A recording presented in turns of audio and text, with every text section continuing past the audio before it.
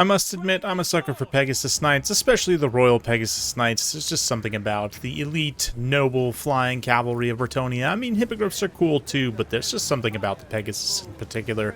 Such a classic fantasy beast from mythology and our own history. Well, not really history, but you know what I mean. Historical mythology. But just such a cool beast. Very noble, regal, and beautiful. And yeah, today going to be taking them, Rider Rohan will at least, into the Dark Elves, which he's got a lot of non-AP cavalry here with anti-large, 4 Knights of the Realm, 2 Royal Hippogriff Knights. We've also got the Companions of Quinel for a little bit of AP. This is kind of an appropriate spread, I would say, for the Dark Elves in general. Generally are low armor, but with a few key high armor units. We've also got Albrecht here to provide a little bit of anti-large, also on his beautiful Pegasus here. Stats fairly decent overall, especially that 90 charge bonus, but definitely has very good 42 bonus versus large. Absolutely insane. As for the rest here, some yeomen skirmishing away, and just some minimum infantry, as we have been seeing lately from Rider Rohan and some other players. Harpies being taken out in the sky by those Royal Hippogriff Knights. Not a lot the Cold One Knights can do, except watch and move forward. Witch Elves here and Bleak Swords in the center with Foot, Crone, Hellebron. Love the pick. Sorceress of Shadows. More Cold One Knights. Probably better in this matchup since they're pathing improvements. But to be honest, I haven't had much of an opportunity to play recently, especially Dark Elves.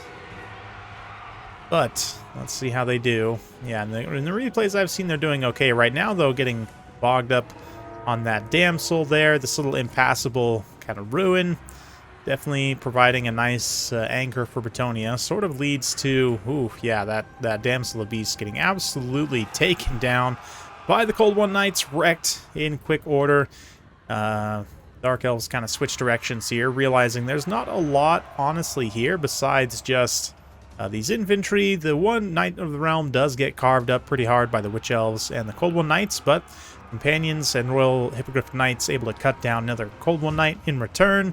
That engagement should broadly play out in the favor of Bretonnia. Meanwhile, over on this far side here, Dark Elves kind of just go all in YOLO counterattack on this cavalry force, which, you know, I get. They definitely, you know, have the buffs and everything to support.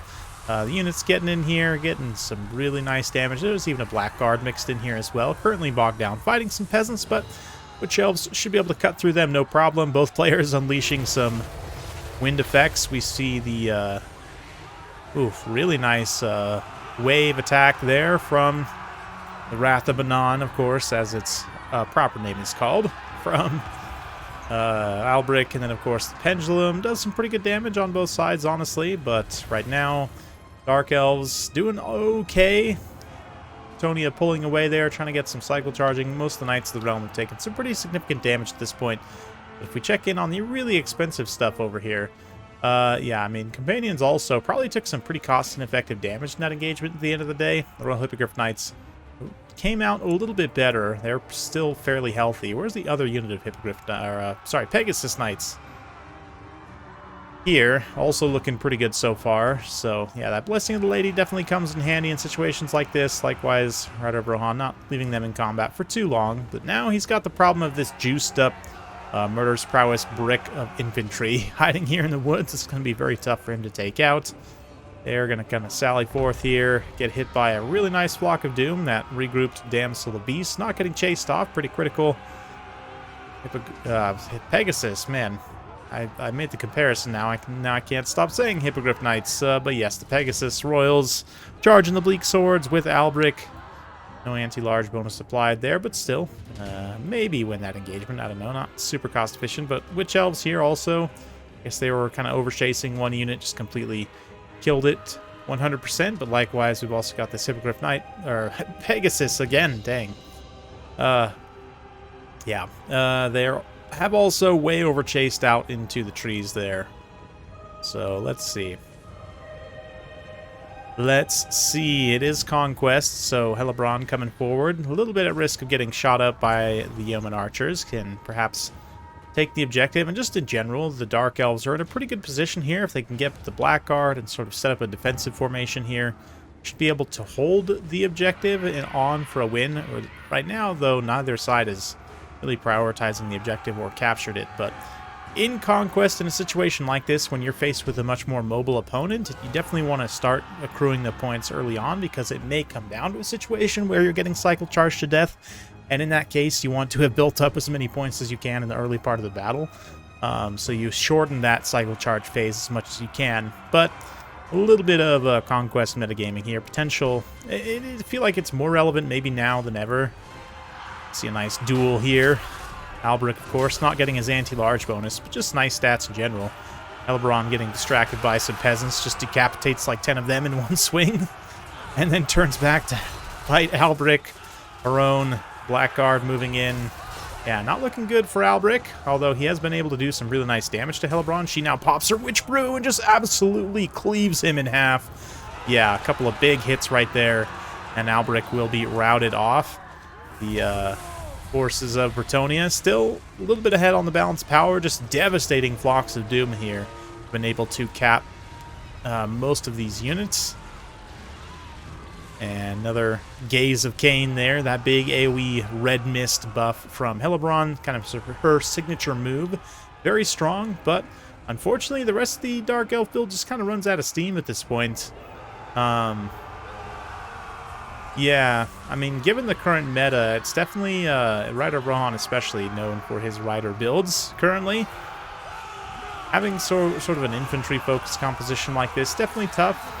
As good as Blackguard are, I really don't see elite infantry having much of a place in the meta right now, which is unfortunate. I think there's maybe some things they could do to help fix that. I'll probably talk about that in future videos, but yeah, I think it would probably just be better to have stuff like your own skirmish tools. And as much as people don't like it, it is really because of a bunch of like cascade of changes over time. It is honestly the best way to play in a lot of different matchups. Just kind of take mid-infantry, or like here, you know, just take the spears. And then like the Cold War Knights are a decent pick as long as they don't get too isolated, as we saw there. So maybe some skirmish tools to help support them. Mainly, I'm thinking Scourge Runner Chariots. They can cut down any chaff infantry. Or just any infantry, to be honest, for Bretonnia. They're all chaff. And, you know, the anti-large shooting is also very nice at taking down some models of the Knights, Pegasus Knights, whatever else they need to. Of course, Pegasus Knights do have the speed to actually catch the chariots, which is probably why Rider Rohan brought them here. Though it can be tricky to protect. That's why, again, keeping those Cold War Knights in a defensive position to try and screen. Although, I guess just trading the numbers of Knights of the Realm here, right? Like, you can expect that they're likely not going to have enough. I mean, even here, like with 4-on-4, right? You still have the extra few cavalry units for Bretonnia, right? You have 4 Coldwood Knights, 4 Knights of the Realm, and then the extras for Bretonnia kind of cascade the mobile game significantly in their favor, right? So you could also think about maybe bringing some Dread Knights, just go all in on all the mobility build with like Min Spears, just to get the model count. It might be tricky though. You're going to be a lot smaller than Bretonnia with healing, without healing, and like here, no, not even any healing, just straight damage, which I definitely respect. You know, Dark Elves not known for having the best HP pools in the game, so you might as well just get good DPS out of your damsel, who's going to be quite cheap, and 1400 value. I mean, that's great for just spamming Flock of Doom, especially considering you have a non-healing lord here. A little bit risky, to be honest. But I do like it. No healing Bretonnia for sure. It's definitely a lot of fun. Love to see the Royal Pegasus Knights perform quite well also. And the Knights of the Realm, I mean, they're kind of sacrificial to a degree. I mean, they can trade nicely if they get good engagements on certain units, especially anything lower tier. You know, like obviously Dark Riders, but even into something like the Warlocks, if they get their like good debuff engagement, they might do okay, but just generally they're going to get hammered by Knights of the Realm, and it won't be cost effective at all for them. Yeah, the Companions of Cornell also don't actually surprisingly pay for themselves, which is, I guess, sort of to be expected. They're not the best unit in the game right now, it's for their ROR status, but one Peasant also, 2,000 damage dealt, 22 kills, and 200 value. That's actually fantastic for a Peasant, but overall, yeah, I mean, the Royal Pegasus Knights put in some pretty serious work there, and just a nice balanced victory for Bretonnia. Nice magic, plus cavalry, plus chaff.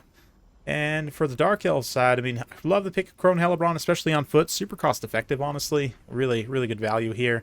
And for the Dark Elves, I mean, Beasts probably just going to be better than Shadows, just straight up, unfortunately, right now.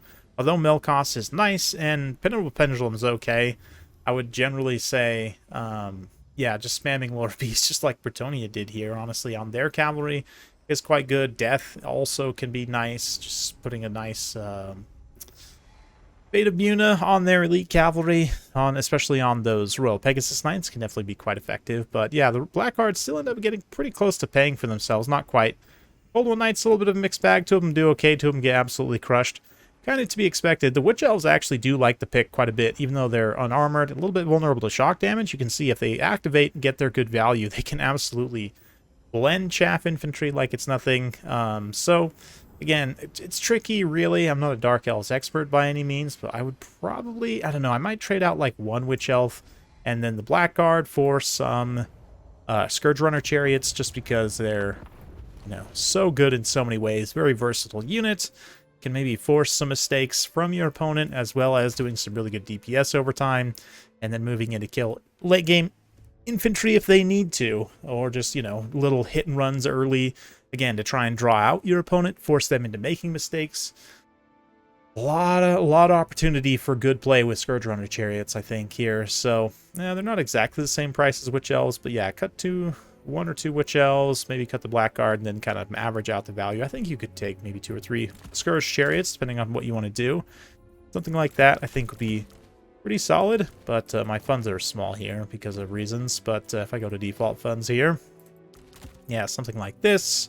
I mean, Hellebron, I don't know if she had everything, maybe that's a little bit expensive, but here I'd probably take Gaze of Cain. The other things, well, they're pretty good. I mean, Witch Brew does make her a very nasty combatant on foot, but it's one of those things that I might leave off all of her kind of self buffs for the time being while we look at some different value stuff. But anyway, yeah, like Sorceress, just straight up Block of Doom spam. Just minimum, you know, 400 cost Block of Doom spam is going to be insanely cost effective. And then from there, yeah, it just kind of depends. The Witch Elves, like I said, might take a couple of them and just take some spears. And I think this is honestly like a pretty functional build. Maybe just grab one extra Dark Rider here. I don't know. Maybe I might try like this modification. Again, we have 150 points, so we can come in here and choose. Honestly, Blood Frenzy might be the best because it has a Vigor Refresh component. And it also, it's just passive, so we don't have to forget about not using it.